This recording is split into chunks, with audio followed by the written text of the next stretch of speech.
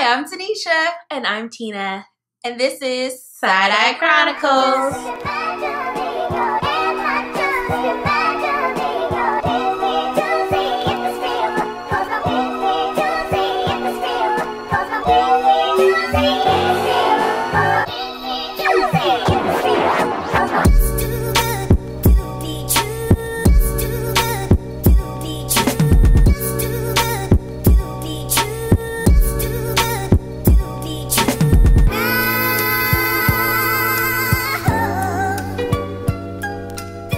So we are back. Hi guys. Tina, we're back. We're back. Welcome back, welcome back, welcome back. You know how I said I went on like this throwback rabbit hole? Mm-hmm. That's one of the songs. It's on the playlist. Welcome Back by Mace. Wow, I was actually singing the Welcome Back Cotter song. Well, he sampled it. Well, I know, but like that was my quick reference. I see. That's why I was weird because I was like, why? It's Welcome Back Cotter. All the young people are like, wait, what? What are these things? Welcome back, what? Mace. Cotter, what's going on? Anyway, this is not why you guys came here to hear throwback references. It's not. Why are they here, Tina? Because this is our second installment of our health series. Yes. And today we are going to be digging in on something we kind of touched on last time, and that was reproductive health, obviously for women, and really touching on how it's impacting our community, the Black community, and really just talking about how and why we're not talking about these things more, and what are some of the stats, and number one, what are we dealing with? What are the things? Calling it by name, right? And being able to actually talk about them more and bring more awareness. No pun intended. But pun intended. Yeah. All the puns of the intended. But bringing awareness and really just digging into some of the things that are impacting our community. And who do we have back? We have the health guru back. Health guru. We got a health guru. Hey, health guru. We got a health guru. Uh-huh. That's right. She's a health guru.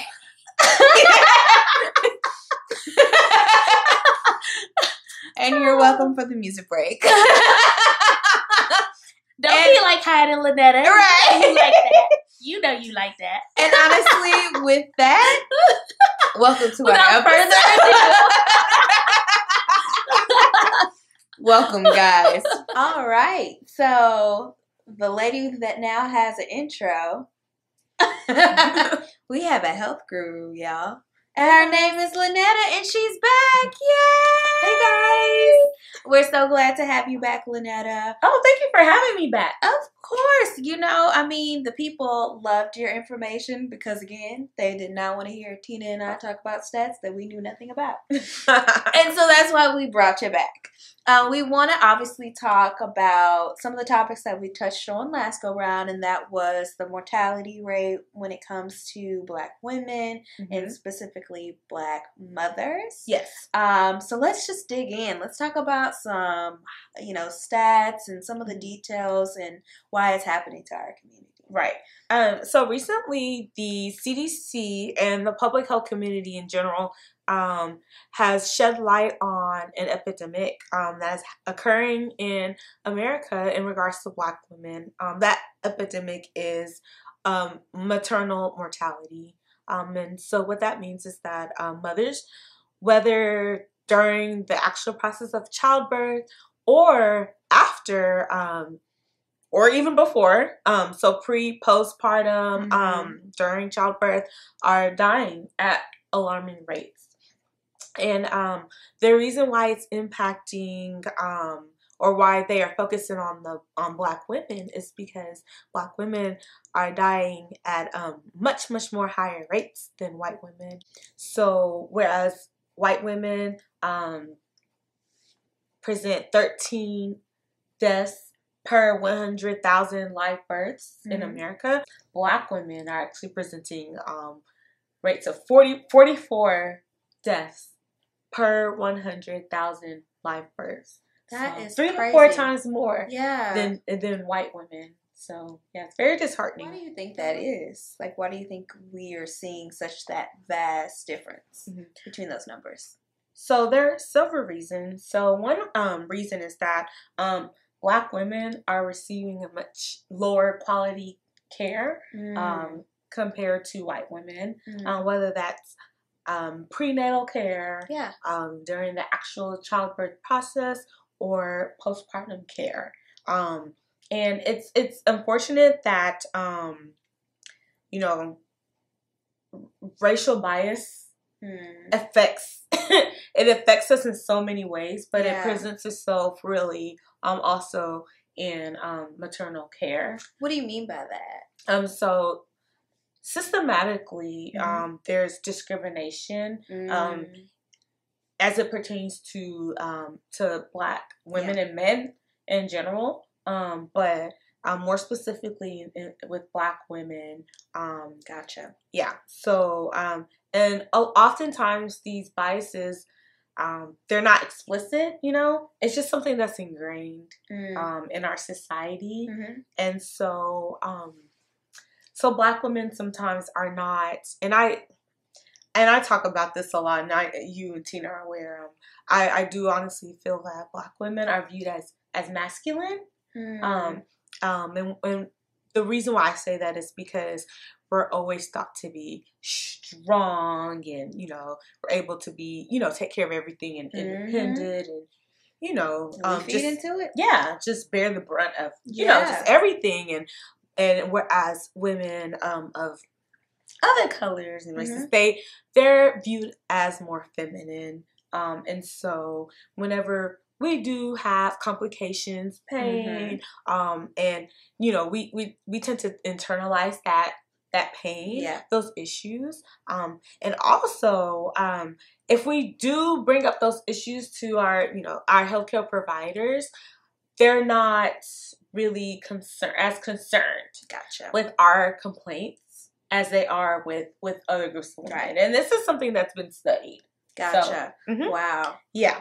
So that kind of makes me think, even when we were talking about it last episode, how you were mentioning how there needs to be some, you know, additional, whether it's, you know, studies or, you know, courses for professionals to be able to say, like, this is a community that you need to listen to, you need to hear from.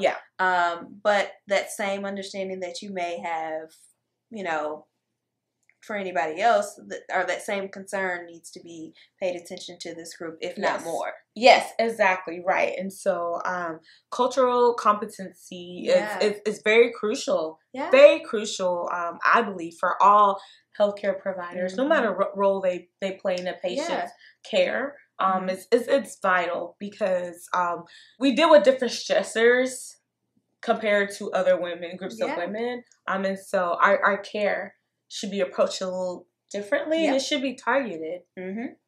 I think it's a very good, very good point. And it's important for us to even remember those things whenever we are in those situations. Right. Yes. So I love it. I love it. Are there any other stats that we want to highlight to be able to bring awareness? Because I think that's one of the biggest things, the reason why we even want to do this type of episode. We really want to bring awareness to some of these things, because we can't suffer in silence anymore. Yeah. So there's a misconception about women who present healthy birth. You know, women who have healthy vaginal births and everything's fine, baby's fine, mom is fine, blood pressure's, you know, normal and stable. And, you know, they send these mothers home the next day, you know. Which is I couldn't even imagine. Yeah. And unfortunately, postpartum care is not really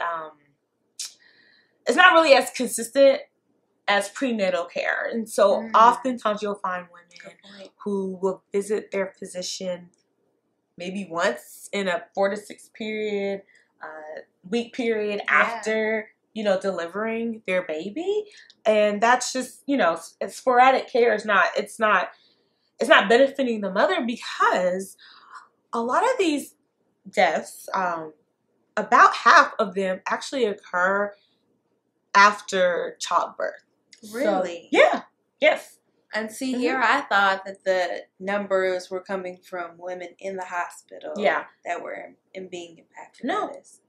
Wow. Yeah. And these deaths they could occur a week after. Most of them occur, about 5 to 7 days after the mothers give birth. Wow. So, yeah. Wow, that is so crazy. Yeah. So are there, I mean, we've touched on some of the, what the numbers are, what are the stats. Do we have any examples of, what, this actually happening? Obviously, we've heard of Serena Williams, but she's not the first one. Yeah. So are there other examples out there? Yes. Actually, there's a great example that I wanted to bring up, and it kind of actually will bring me into another point. So there was an epidemiologist, a researcher who was actually employed with the CDC, who gave birth in 2016, and unfortunately she passed away 3 weeks after giving birth. 3 weeks? 3 weeks after. So this is someone who was actually an African-American woman who actually was a researcher of health disparities. And she passed away 3 weeks after giving birth. And the reason why I wanted to bring that up as an example is because she had a PhD. Okay. Highly educated woman. A distinguished researcher. And she was affected by, maternal mortality. Yeah. And so I just wanted to make that point because usually inadequate health and poor health outcomes, they're usually related to those of lower socioeconomic status, those who have lower, a lower amount of education. Yeah. And here's a woman who had a terminal degree, and so what they're finding is that regardless of age, regardless of education status, regardless of the socioeconomic status, Black women are being affected with maternal mortality. Wow. Wow. Yeah. That's scary. Like, it is. Again, the biggest thing is for us to be able to talk about these examples and these situations because, again, the more we talk about it, the more questions we begin to ask, and the more that we start to talk to these professionals and honestly demand our health. Right. For sure. Yeah. We have to be adamant about receiving proper care. Yeah. And especially those of you who are blessed enough to have insurance. I mean, it's something you're paying for, Yes. So you're paying for it. Yeah. So use it. Yes. With the right people. Yes. With the right people. So are there any other tips or resources that you would recommend for women who may feel that they may be worried about this as they're going and embarking on motherhood? Yeah, definitely. So I would highly suggest that if you are pregnant or think about getting pregnant, that you invest some time in attending childbirth classes and childbirth education classes just to get familiar with the process and what you are supposed to experience, what are some signs and symptoms of things that may lead to poorer outcomes, and also joining support groups. There's groups for everything. Everything. Yeah. It doesn't matter. Yes. Your big toe is a little bit too small. There's a group for that. They said there's an app for that. Yeah, there's a group for that. Yeah, definitely. Very true. Yes. And then also the CDC, so www.cdc.gov is also a great resource because good call. They definitely focus on maternal child health, and they do shed light on the health disparities that are unfortunately occurring in the U.S. And I also want to make another point. So the U.S. compared to other highly developed, wealthy countries actually presents stats that are seen as kind of an outlier. What I mean by that is that the U.S. presents very, very high stats on maternal mortality compared to other developed and wealthy nations. Wow. So, whereas our numbers are steady increasing, okay, for our rates, our maternal mortality rates are increasing, these other developed countries' rates are actually decreasing. And so that speaks to the quality of our healthcare system as a whole. That it's just it doesn't it doesn't make sense, and it doesn't add up, and so we all have to do better. And obviously, it doesn't. It starts with us, but we all, meaning from the medical community, they have to do better as well. Yes, and obviously, I don't know a lot on the medical side, but finding doctors that are an advocate, and that hear you and listen to you and believe you, from the small things to the big things. I could imagine is just probably a number one source of really starting off your care, whether it's, like you said, you're trying to get pregnant, or you recently discovered you're pregnant, or you're in the midst of it. Like, finding someone who listens and supports your journey, I can only imagine is number one aspect of it. I definitely agree. Yes, for sure. Awesome. Well, we're not getting rid of you yet. You know why? Because we're going to talk about some other things on the other side of the reproductive system. Yeah, I know. But this also means we have to bring in someone. Oh. Who will bring it? Yeah, Tina. Tina's coming back. Tina who? No, I'm just kidding. My own cousin. I'm just kidding. Yep, it'd be those. No, we love Tina.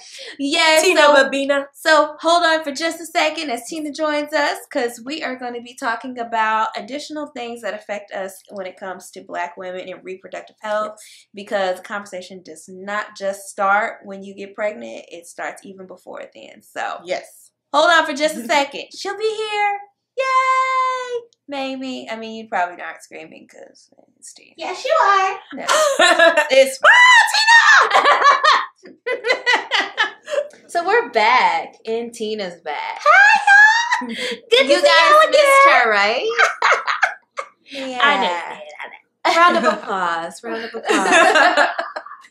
All right, so we are back because, like I mentioned, we wanted to have a discussion about general reproductive health for women in general, but even more specific for Black women and some of the things that we are dealing with. So the reason why I thought it would be good for all three of us to talk about it, because we all deal with three different things that have impacted our life. So I thought it might be good for us to say, like we said earlier, and to speak our truth, and to actually talk about and not sit in silence anymore. So who wants to go first? I guess I will go.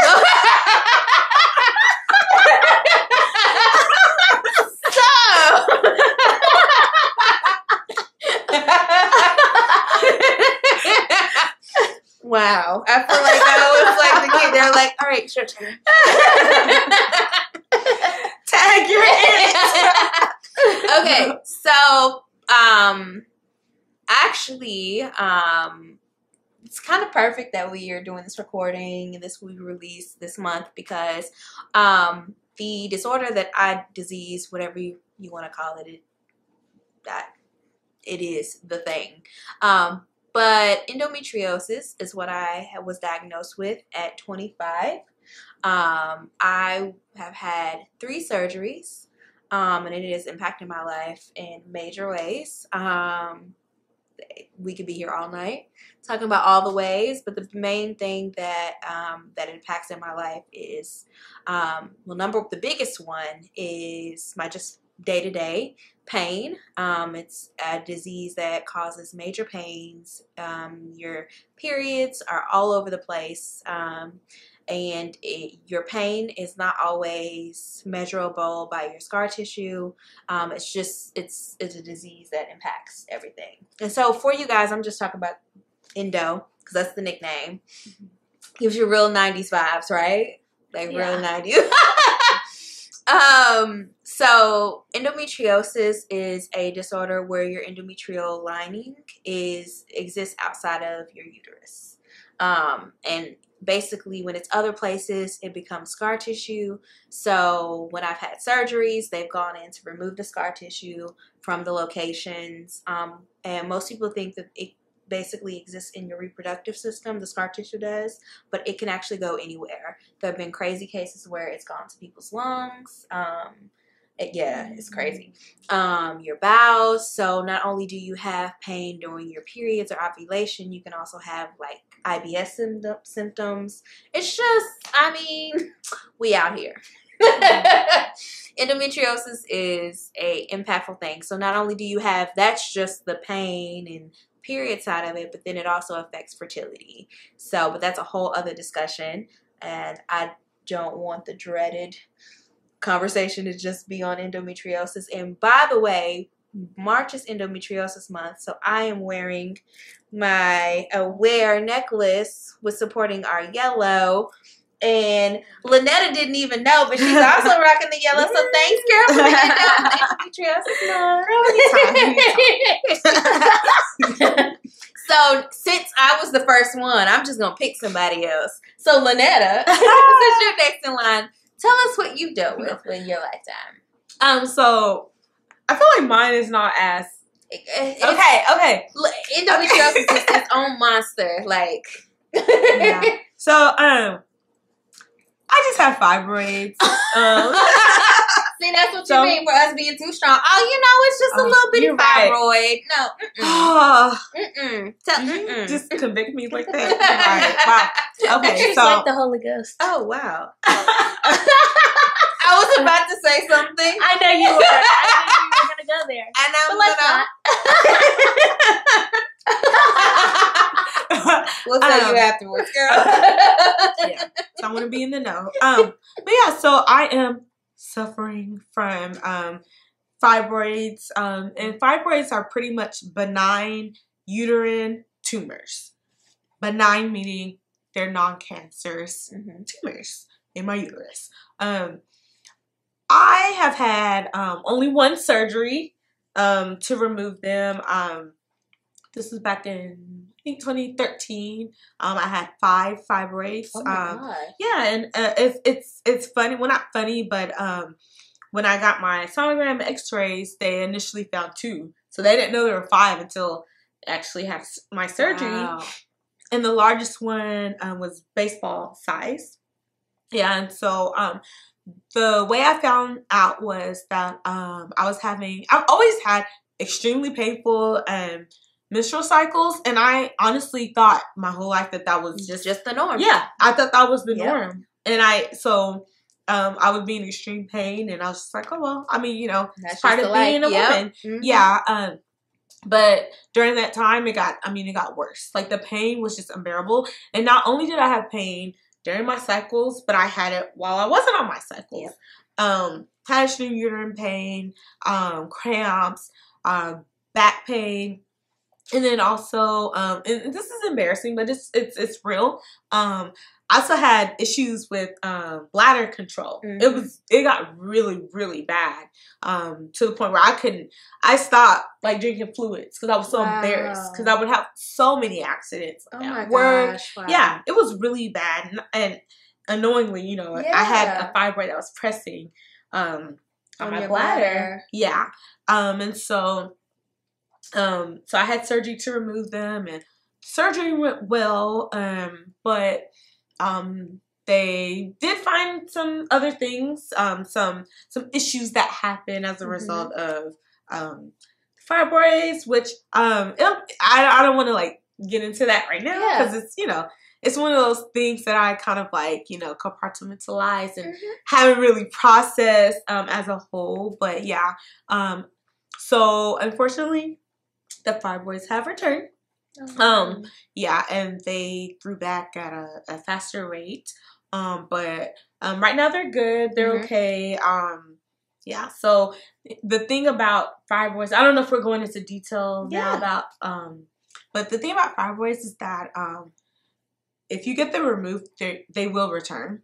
Yeah, they will return. They pretty much will stop growing once you hit menopause. So yeah. So, and I knew the risk. I knew that they would return, and so yeah.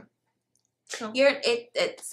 Same boat. Endometriosis, there's no cure. It will always be back.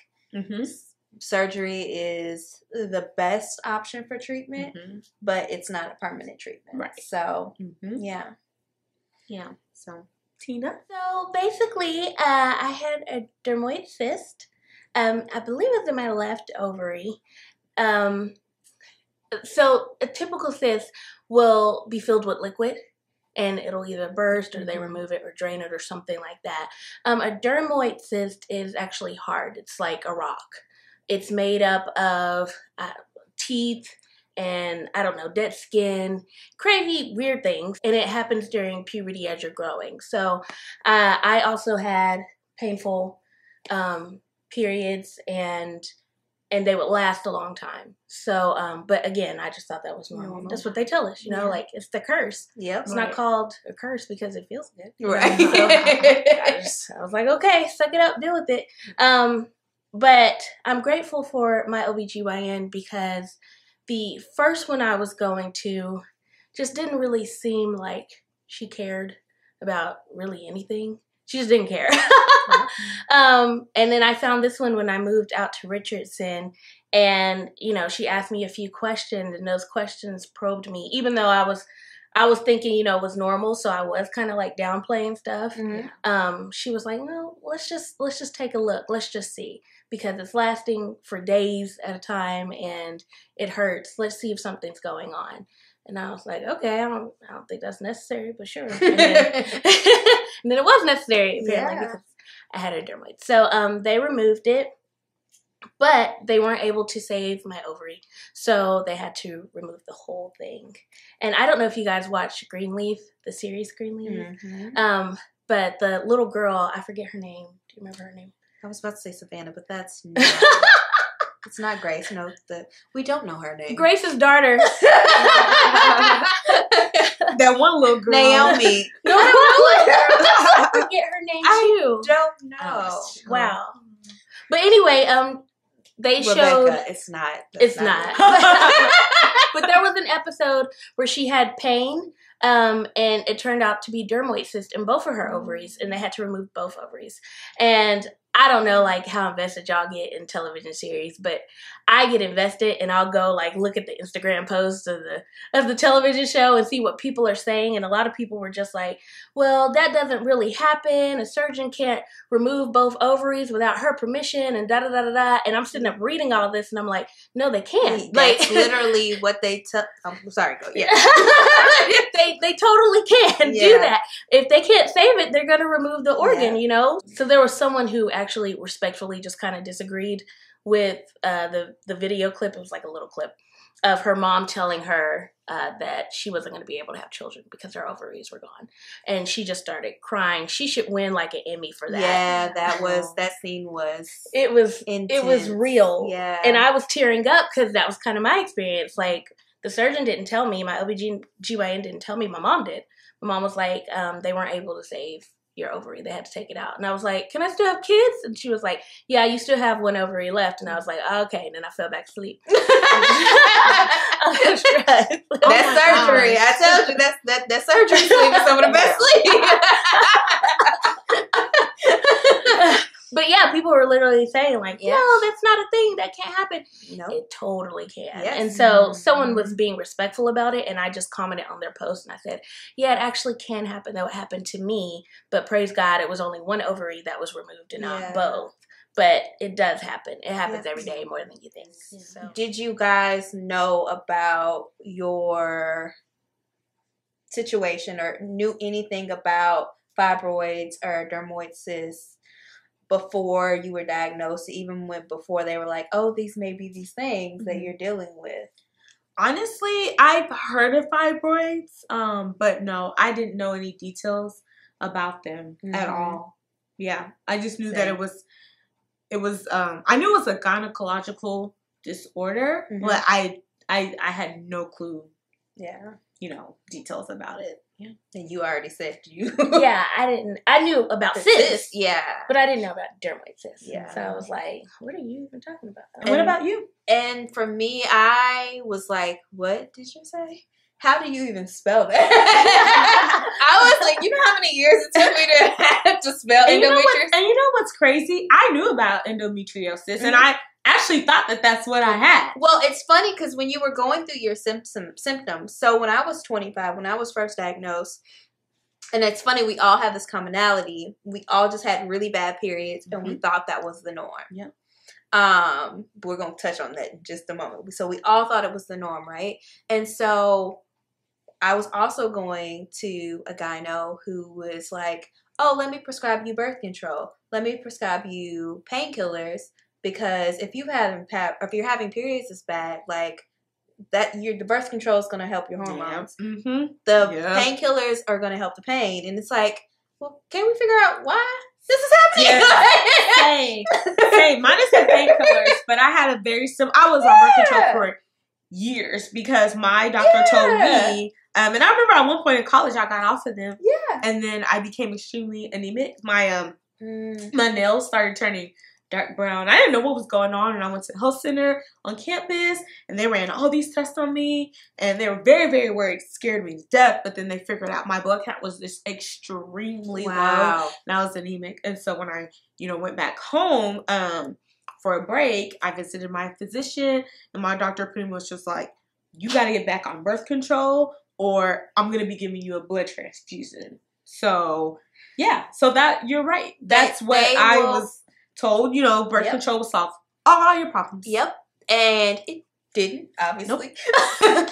And it was so crazy. It was the moment where I was like, I'm still young, but I know my body enough to know this isn't right. Yeah.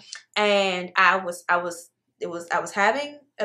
my period, and on the third day, normally by the third day, I would feel pain, but not as much. Mm-hmm. And I was having the same type of pain that I would have on my first day. Mm-hmm. And I was like, this is not right, like at all. So I went to Care Now. And I tell people this story all the time because people are like, oh, Care Now, blah, blah, blah. No, Care Now is the reason why I know that I have endometriosis.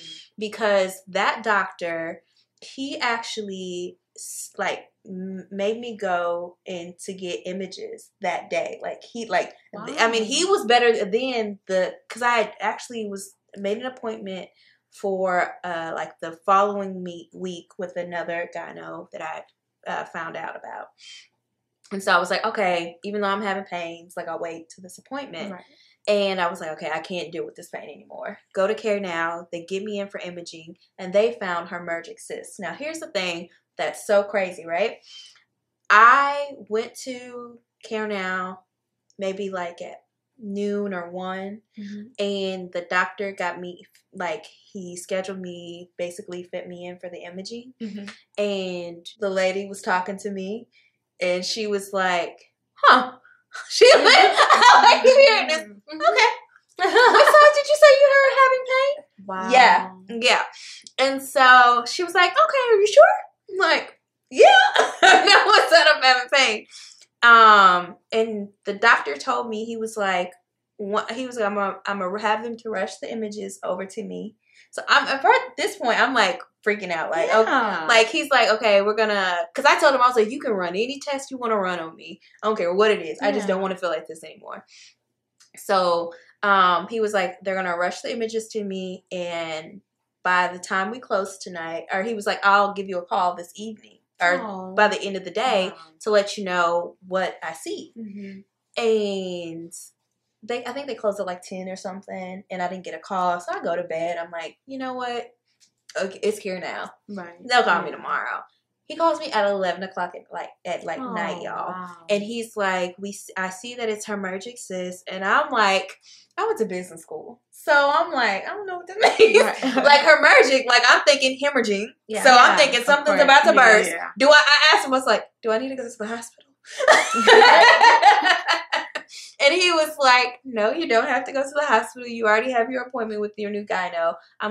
He was like, just let me know her information so I can send the images over. So I literally go into this new gyno's office, and she's like, my name is Dr. Fields Walker. We're talking, and she's looking at my images. She was like, you're going to have surgery. I think this is endometriosis. Oh, wow. And I was like, it's nice to meet you too. Wow. And I was like, what is this thing that you're speaking of? I have no idea. Also gave me the same rundown that based off of because I had 2 cysts. So that's why the lady was like, where are you having this? So with endometriosis, we have, they call them chocolate cysts. So it's when the scar tissues collect together and it creates a cyst. So there's no way that they can go down by birth control or anything. Mm-hmm. They literally have to go in and remove it. Mm-hmm. So long story short, same thing. She's like, depending on where these cysts are, mm-hmm. you could lose your ovaries. We're going to try to save them, but you could lose them. But my stage of endometriosis was so bad that they did not actually remove anything. They did the surgery. The only way to actually technically be confirmed to have endometriosis is via surgery. And mm-hmm. so they did the surgery, and they were like, that's how I imagine that they did it. They opened it and was like, nah, it's pretty bad in here. We'll close this back up. That's what I imagined that they did. I'm pretty sure it was a little bit more professional.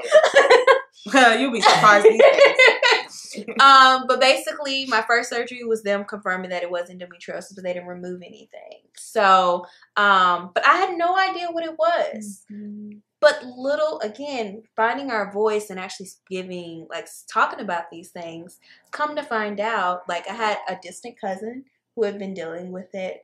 There were other women that I worked with. They were dealing with mm-hmm. it. When we talk about dealing with these things in silence, it's there. Yeah. There's no reason why we should not be talking about these things. That is so true. And similar experience to me with fibroids.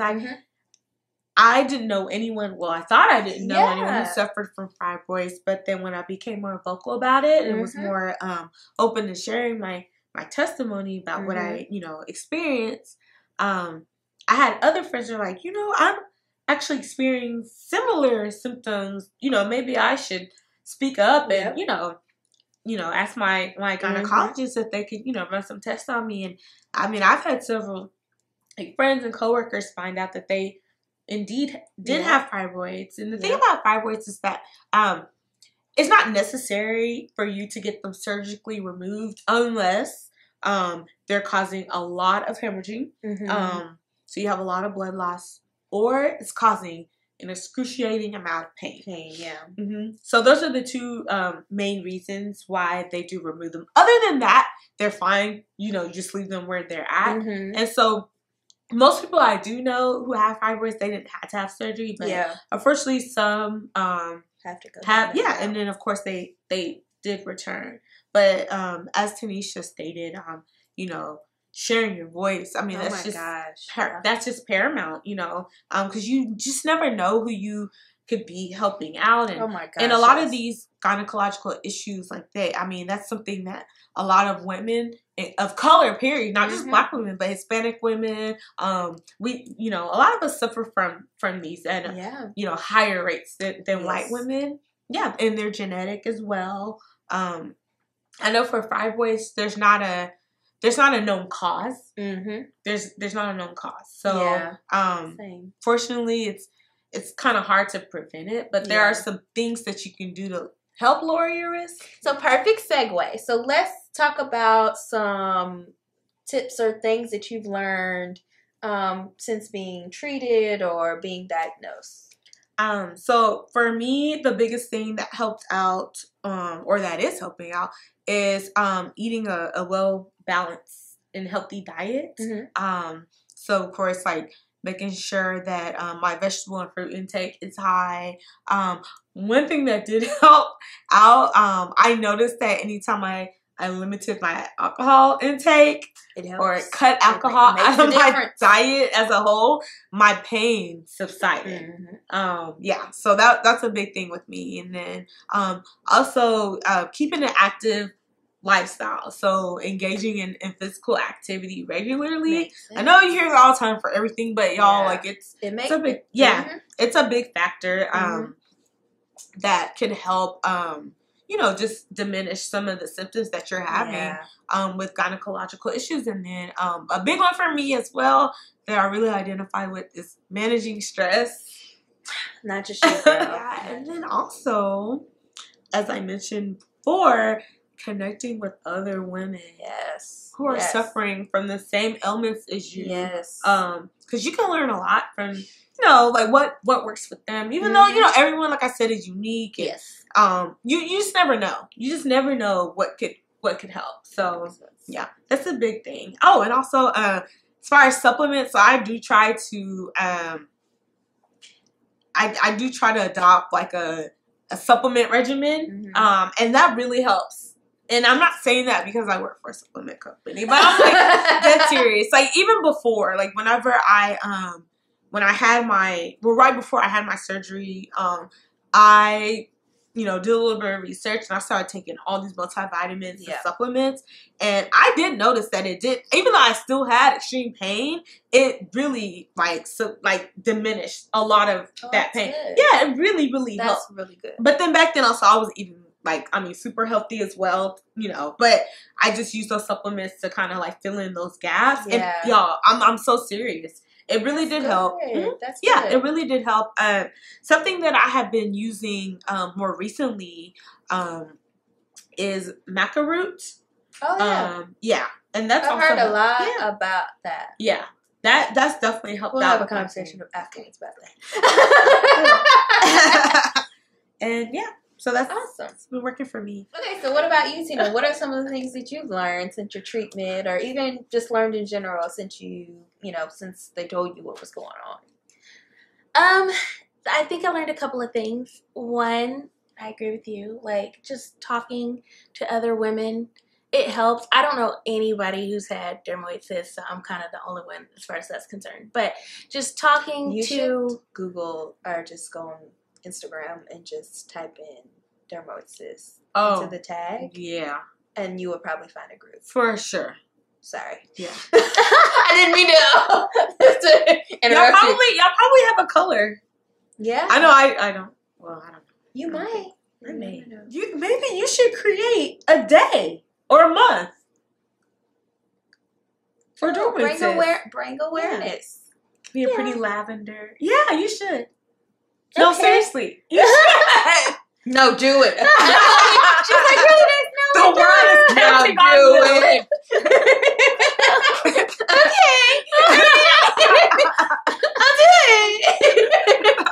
So what have you learned? Pause.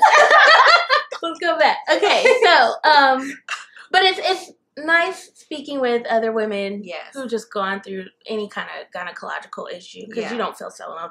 I, honest to God, work with a bunch of 20-year-old Caucasian women, and they have not experienced what I've experienced. So this is something else I've also learned. I have to show them a little bit of grace. Anyone. Just a little bit of grace when they don't understand it. Because, one, I didn't know where the dermoid cyst was until I was diagnosed and got my ovary removed, you know. So I have to show a little bit more grace to people who just haven't lived the life that I lived, you know. And it can come off as dismissive, but I know in my heart they're really just trying to comfort me. And the way that they comfort isn't exactly comforting, but but I know that's what they're trying to do. So they have the perfect situation to be set up for success. They don't really know. They can't really relate. Yeah. And it's not their fault. So I have to show a little grace. So me. You guys are looking like, okay. So what have I learned? I've learned how to spell endometriosis. That's just very crazy. That's big step. It's a long word, you guys. But one of the biggest things that I've learned is that how I'm dealing with endometriosis today may not be how I'm dealing with it tomorrow and 3 years down the road. I have learned to be flexible because endometriosis has made me be flexible. When I first was diagnosed, I only had pains around my periods, and there was the loom of fertility issues. And that was 25. At 32, I now have pains when the wind blows. We are full blown into all of the discussions of fertility. And so I've just learned that as someone who likes to have everything planned out, this is not my show. Right. It's not my show. So flexibility has been one of the biggest and hardest hurdles for me to deal with. But if you think that you are suffering, like we all said, if you think that your period is just like, you think it's normal, but then you start to talk to other people and you're like, this is not normal. Talk to your gyno. That is number one. Like, open your mouth. Like, closed mouth don't get fed. Like, it's so true. And if you feel like your gyno is not listening to you or supporting you or really like being in the fight with you, find another one. Yeah. The one who actually diagnosed me with endometriosis did my first surgery. I loved her, went to her for years. And recently, not that there was anything wrong with her, but I was looking for someone else who was an advocate for me. And I ended up finding Dr. Shepard here in Dallas. I love her. We're going to shout her out on Instagram because I do adore her. But I recently found her, and there is no other word to use about her than advocate, because not only when I come into her office, I feel like she's there for me. Like, she's not rushing off, even though I know this woman has a million patients, tons of speaking engagements. Like, she just is everywhere.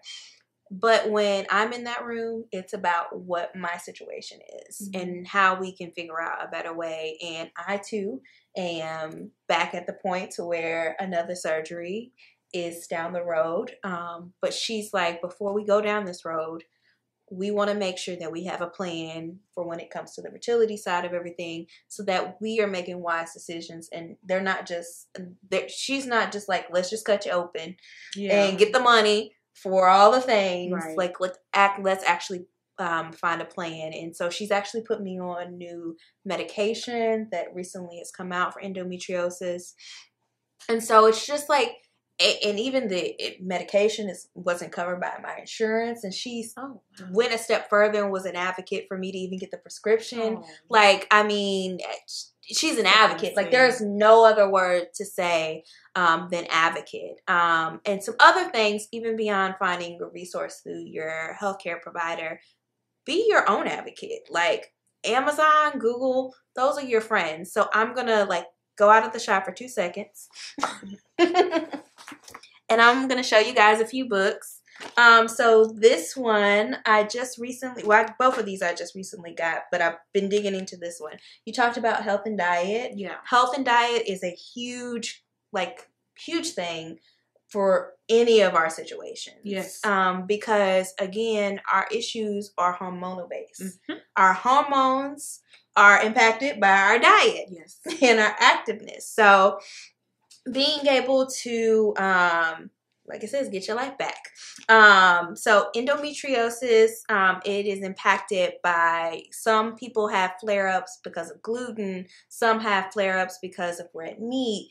It really differs from each person. So finding resources that help you figure out how to like live your life are important. So I got this off of Amazon. There's recipes in it. It's called The Endometriosis Health and Diet Program. Like I said, this is a really long book. Do y'all see how this one word takes up just this whole part? It's a long word, y'all. Another one, I haven't dug into this one, but maybe, this, but I know the reviews that I received thus far are really good from it as well. And this deals more with the actual fertility side of it, but it's Endometriosis, a key to healing and fertility through nutrition. So again, just being able to find resources through your doctor, through yourself is really one of the biggest things. And like we all said, support. Yeah. Like I recently, this past year, there are a lot of conversation about endometriosis has happened with a lot of the face of endometriosis has been a lot of white women. And so being a Black woman with endometriosis, it was hard to find someone that looked like me. So whenever I did see anyone on Instagram, of course we were like, oh girl, me too. Me too. Right. Yeah. I mean, another Black woman like us, you know? But now there's like a page on Instagram. It's Endo Black. There is an amazing Instagram ambassador, influencer that's out in like the DMV area, and she is a Black woman, natural hair. She's just like, she's awesome. So we'll shout her out, or and just really being able to find resources and things that they've gone through that maybe I haven't, or vice versa. Yeah. Being able to just share and find outlets, because again, you don't know until you start talking. Mm-hmm. So, well, guys, this was a good combo. Yeah. One more thing. Ladies, if you have a decent relationship with your mother, speak to your mother, your aunt, your grandmother. Yes.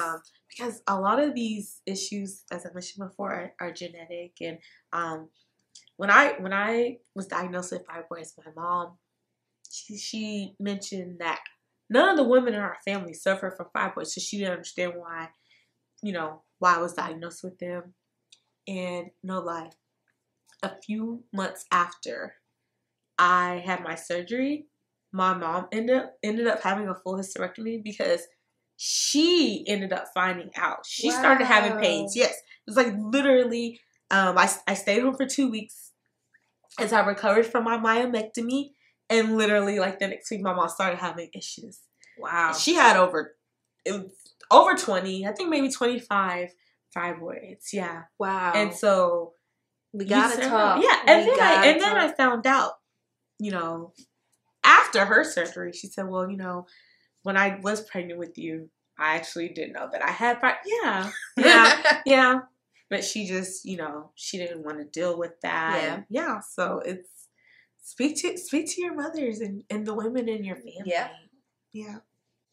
And stop perpetuating. Stop perpetuating the lie that it's supposed to be painful. Oh my gosh. Yeah. Yes. Yeah. It's kind of like what you said earlier when you were saying how Black women are looked at as masculine.